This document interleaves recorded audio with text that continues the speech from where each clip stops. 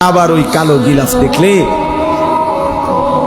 মদিনার ওই সবুজ গম্বুজ দেখলে কলিজা ঠান্ডা হয়ে যাবে, চোখ সুখ পাবে, চোখের তৃপ্তি হবে, দেখার মজা মিলবে।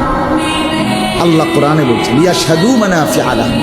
আল্লাহকে যদি জিজ্ঞেস করে বান্দা কেন আমি হজে যাব, আল্লাহ বলে আয়েশা দেখো, লিয়াশহাদু, সে যেন আয়েশা দেখে। আইসো বান্দা, আসো না আমার ঘরে, আসো, আমি দেখাবো কুদরতের কি পরিমাণ নিদর্শন।